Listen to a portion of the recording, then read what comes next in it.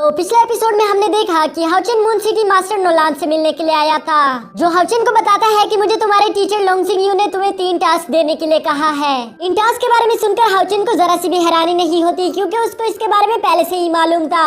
और इसके बाद एपिसोड के लास्ट में हमने देखा कि हाउचिन ने अपने दोनों टास्क को कम्प्लीट कर लिया था, जिसके बाद वो लीजिंग के साथ अपने तीसरे टास्क को कम्प्लीट करने के लिए निकल जाता है। अब आगे तो नेक्स्ट एपिसोड बिल्कुल उसी सीन से शुरू होता है, जहाँ हाउचिन लीजिंग के साथ मिलकर एडवेंचर यूनियन आया था ताकि वो अपने लिए एक एडवेंचर ले सके। तभी ये लोग देखते हैं कि वो बुली सोल्जर वहाँ पर पहले से ही मौजूद था, जो कि इनको परेशान करना शुरू कर देता है। वो बुली सोल्जर वहाँ के सारे लोगों से कहता है कि हाउचिन एक चीटर है, जो कि चीटिंग करके काइसी नाइट बना है। वरना तुम लोग खुद ही सोच लो कि इतना छोटा सा बच्चा काइसी नाइट कैसे बन सकता है। जरूर इसकी फैमिली ने यहाँ की अथॉरिटीज को बहुत सारे पैसे दिए होंगे। ये सुनकर वहाँ पर मौजूद सारे ही लोग हाउचिन पर हंसना शुरू कर देते हैं, जो बात लीजिंग को अच्छी नहीं लगती। लेकिन हाउचिन लीजिंग को कुछ भी करने से रोक देता है, क्योंकि वो वहाँ पर कोई तमाशा नहीं चाहता था। इसके बाद हाउचिन लीजिंग के साथ एडवेंचर यूनियन के काउंटर पर चला जाता है ताकि वो अपने लिए एडवेंचर हासिल कर सके, जिस पर वो काउंटर वाली लेडी हाउचिन से कहती है कि उसके लिए तो तुम्हारे पास काइसी नाइट का बैज होना चाहिए ताकि मैं तुम्हें कोई भी एडवेंचर इशू कर सकूं। ये सुनकर हाउचिन उसे अपना काइसी नाइट बैज निकाल कर दिखाने वाला था कि यहाँ पीछे से वो बुली सोल्जर अपने 2 आदमियों को आगे भेज देता है, जो कि बड़ी तेजी के साथ हाउचिन से उसका बैज खींचकर इस बुली सोल्जर को कैच करवा देते हैं। लीजिंग को ये देखकर काफी ज्यादा गुस्सा आ गया था, लेकिन हाउचिन उसे रोककर इस मामले को खुद संभालने की कोशिश करता है। वो उस बुली सोल्जर से कहता है कि मुझे मेरा बैज वापस कर दो, लेकिन वो बुली सोल्जर उसकी बात नहीं मानता। उल्टा वो उसकी माँ की बेइज्जती करते हुए कहता है कि अगर तुम्हें ये बैज चाहिए तो उसके लिए तुम्हें अपनी माँ को यहाँ भेजना होगा। अपनी माँ की बेइज्जती सुनकर हाउचिन से जरा सा भी रुका नहीं जाता। वो फौरन अपनी तलवार निकालकर उसके गले पर रख देता है, जिसके साथ ही वो उस बुली सोल्जर से कहता है कि तुम्हारी हिम्मत कैसे हुई मेरी माँ की बेइज्जती करने की। मैं यानी हाउचिन ऐसा काइसी नाइट तुम्हें एक डेथ मैच के लिए चैलेंज करता हूँ। जो सुनकर वो बुली सोल्जर फौरन ही मान गया था, क्योंकि उसके हिसाब से आखिर एक बच्चे को हराना कितना ही मुश्किल हो सकता है। अब हम देखते हैं कि ये दोनों मैदान में एक दूसरे से फाइट करने के लिए उतर चुके थे, जहाँ सारे ही लोग उस बुली सोल्जर को चीयर अप कर रहे थे। वो उस बुली सोल्जर से कहते हैं कि इस चीटर को अच्छा सबक सिखाना, जबकि यहाँ हाउचिन दूसरी तरफ बहुत ज्यादा गुस्से में खड़ा था। हम देखते हैं कि जैसे ही फाइट शुरू होती है हाउचिन बहुत तेजी के साथ आगे बढ़ना शुरू कर देता है। वो अपनी पूरी रफ्तार और ताकत लगा रहा था, उसका जरा सा भी इरादा नहीं था आज इस आदमी को जिंदा छोड़ने का। जबकि यहाँ दूसरी तरफ वो बुली सोल्जर हाउचिन की रियल पावर देखकर काफी ज्यादा हैरान हो गया था, लेकिन इसके बावजूद भी वो हार नहीं मानता। वो अपनी थंडर एक्स एक्टिवेट करते हुए बड़ी तेजी के साथ हाउचिन की तरफ बढ़ना शुरू कर देता है, और साथ ही साथ वो कह रहा था कि ये मेरा सबसे ज्यादा पावरफुल अटैक है, अब इससे जरा बचकर दिखाओ। लेकिन तभी हम देखते हैं कि हाउचिन उसके हमले को रोकने के लिए अपने डिवाइन पैरी डिफेंस अटैक का इस्तेमाल करता है, जिससे टकराकर वो बुली सोल्जर बहुत दूर आ गिरा था।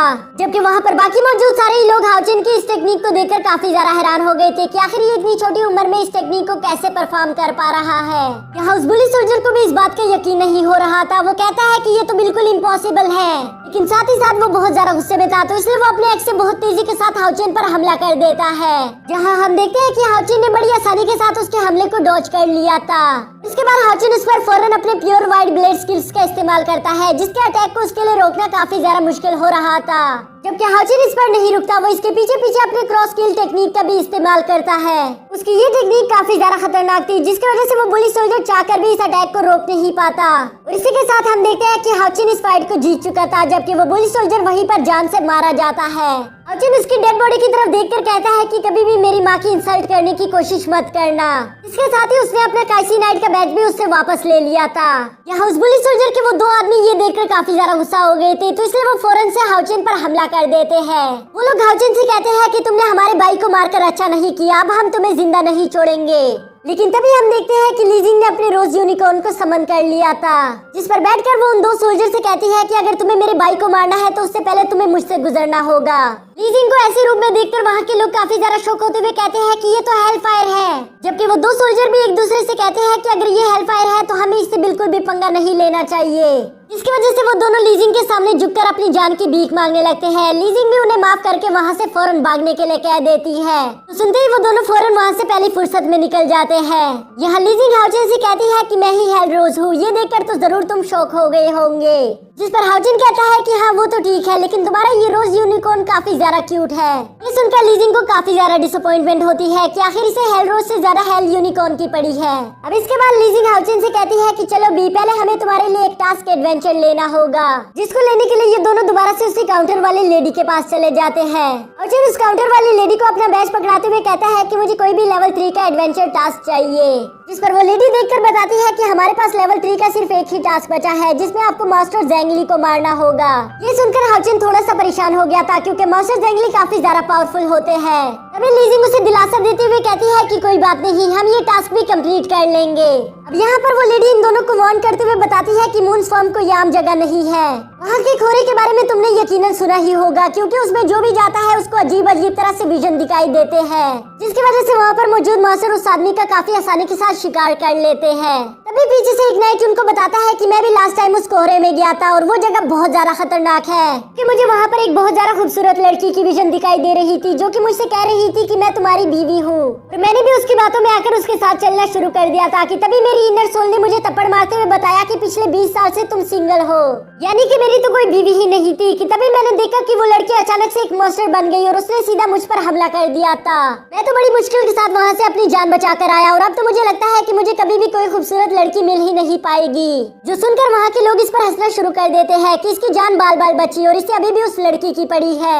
अब यहाँ वो काउंटर वाली लेडी हाउचिन को आगे बताती है कि अगर तुम्हें उस हिप्नोटिज्म से बचना है तो तुम्हें उसके लिए मेज़मा पिल्स चाहिए होंगे। जो सुनकर हाउचिन उसे सवाल करता है कि ठीक है, मुझे बताओ कि ये मेज़मा पिल्स मुझे कहाँ पर मिलेंगे। जिस पर वो लेडी जवाब देती है कि इन मेज़मा पिल्स को बनाना बहुत ज्यादा मुश्किल है, पूरी मून सिटी में सिर्फ इसको मास्टर लिन ही बना सकते हैं, यानी कि अगर तुम्हें ये मेज़मा पिल्स चाहिए तो तुम्हें इसके लिए मास्टर लिन से ही राब्ता करना होगा।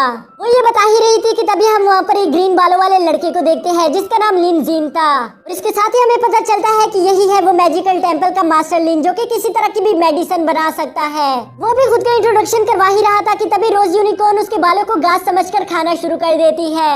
लिन जीन उससे बड़ी मुश्किल के साथ खुद को छुड़वाने के बाद कहता है कि आखिर ये यूनिकॉर्न किसकी है। इसके मालिक चाहे जो भी हो, उसे मुझे कंपनसेट करना होगा, क्योंकि उसके घोड़े ने मेरे बाल खराब कर दिए। ये सुनकर लीजिंग उससे कहती है कि क्या तुम मुझे ब्लैकमेल करने की कोशिश कर रहे हो। वैसे भी इसमें तुम्हारी ही गलती है, क्योंकि कोई भी बेवकूफ अपने बालों को ग्रीन कलर नहीं करवाता। ये सुनकर मिस्टर लिन कहता है, अच्छा ये बात भी वो लड़की कर रही है जिसके अपने बाल ही रेड कलर के हैं। इसके साथ ही इन दोनों के बीच एक बच्चों वाली बहस शुरू हो गई थी, जिसके साथ ही हमारा ये एपिसोड खत्म हो जाता है।